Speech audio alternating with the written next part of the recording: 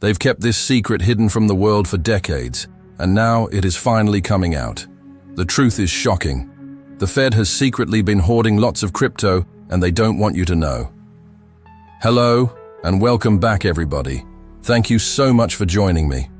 If you're new here, I hope that you consider subscribing to my channel so that you can stay up to date with the most important news. In today's video, we will talk about the latest shocking discovery regarding the Fed's financial activities. Recently, the Federal Reserve was forced to acknowledge that they indeed have thousands of bitcoins. They were trying to hide this fact, but an inquiry by Congress revealed the shocking truth.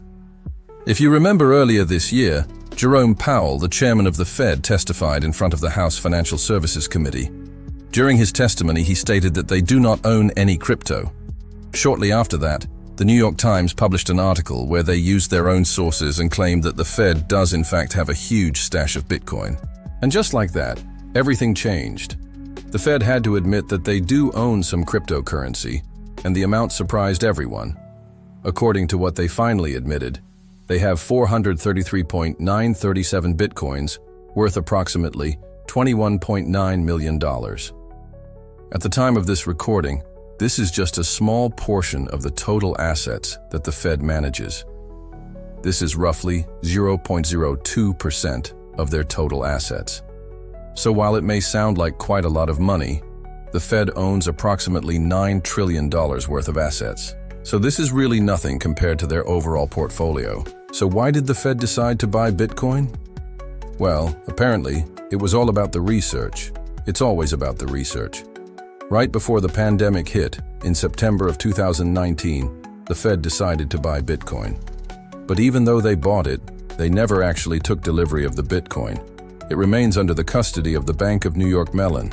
The reason why they chose this particular bank is because they are one of the oldest banks in the US, and they also have experience dealing with alternative investments such as gold and commodities. What's really interesting is that the Fed does not plan to sell the Bitcoin anytime soon, if ever. There are many reasons for this, which we will discuss in just a minute. But first, let's look at how the value of these 433 Bitcoins changed over time. Since they purchased them in 2019, the price of Bitcoin more than doubled. When they made the purchase, one Bitcoin was approximately $10,000. Today, the price is well above $22,000 per coin. So while it may seem like the Fed has done a great job managing this part of their portfolio, let's look at a slightly longer time frame. Over the past several years, the price of Bitcoin has been extremely volatile. Remember that when it comes to investing, historically, stocks have had the best long-term returns. In fact, since 1872, the S&P 500 index returned an average of 6.6% per year. Even if you look at a longer time frame, for example, the past 115 years, the stock market returned an average of 10.5% annually. Now compare those numbers to Bitcoin's performance. Since its launch in 2009, the price of Bitcoin increased approximately 8 million%. That's right, 8 million%. Yes, this is incredible, but only until you realize that the peak of the last cycle was December of 2017. Back then, the price of Bitcoin reached almost $20,000 per coin. Since then, the price declined approximately 75%. It did recover somewhat, but in the long run, who knows whether it will continue going up. And that is precisely why the Fed may regret their decision to invest into this highly speculative asset. The thing is, while there may be a lot of media hype and people celebrating every time the price of Bitcoin goes up, especially now that the price has been declining and we are entering the bear market, I think it is very likely that no one is talking about this anymore. But the Fed is not the only institution that has invested in Bitcoin. Harvard University's endowment fund has invested millions of dollars into this cryptocurrency as well. This is despite the fact that less than 2 years ago, Larry Fink, the CEO of BlackRock, the largest asset manager in the world, said that Bitcoin is an index.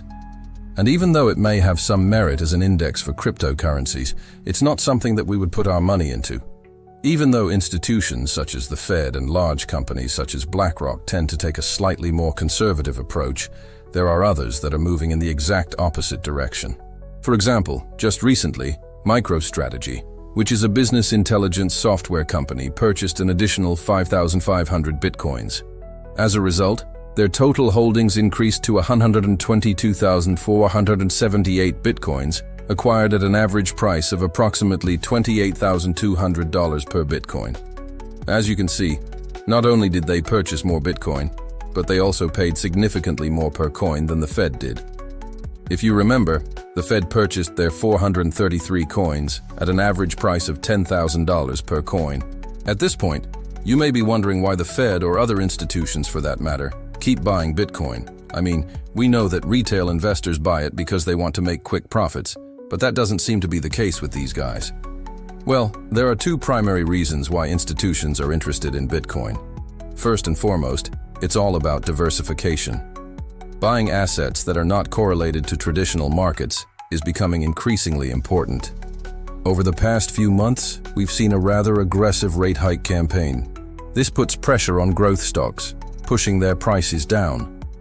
On top of that, rising rates increase the cost of debt for consumers, which in turn affects consumer spending. As consumer spending slows down, companies are likely to report lower earnings, which in turn will affect the stock market. On the other hand, Bitcoin has not been affected by the rate hikes at all.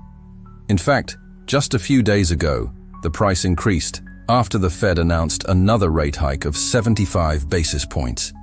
As you can see, the price of Bitcoin spiked right after the announcement. This is likely due to the fact that the market had already priced in this event. Of course, no one knows this for sure, but this is a plausible explanation for the spike. So, as you can see, Bitcoin's price did not go down because of the rate hike. This is exactly why investors are so interested in it.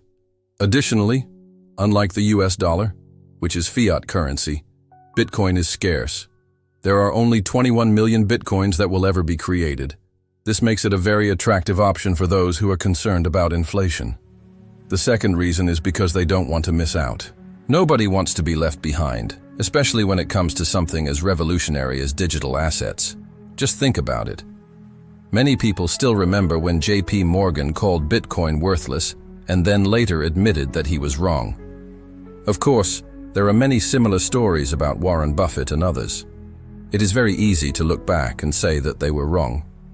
But at the time, they were industry leaders. These are people whose opinions moved the markets. By speaking against Bitcoin, they caused the price to decline, allowing them to buy in at a cheaper price. No one wants to be on the wrong side of history. This is why major financial institutions such as BlackRock, State Street, Fidelity, and many others are jumping on the bandwagon. The only problem is that once they start selling, which they will eventually do, this will cause Bitcoin's price to skyrocket. The true believers won't mind because they believe in the technology. But the majority of investors are in it for the profits. They are simply riding the wave as long as it lasts. So why wouldn't the Fed want you to know that they have been buying Bitcoin? It's simple. Every time they make a move, they shake the markets. Once the news about their Bitcoin purchase gets out, it will likely cause the price to skyrocket. And then every retail investor will say, "How come I didn't think of that? Why haven't I bought Bitcoin?" And just like that, another bubble will form. The Fed doesn't want to be blamed for that, so they keep their Bitcoin purchases a secret. They do it for the greater good, of course. Thank you for watching this video. If you enjoyed it, give it a thumbs up and consider sharing it with your friends and family. Let me know in the comments below what you think of the Fed buying Bitcoin. Subscribe to my channels. As always, I appreciate your time and I will see you back here tomorrow. Take care.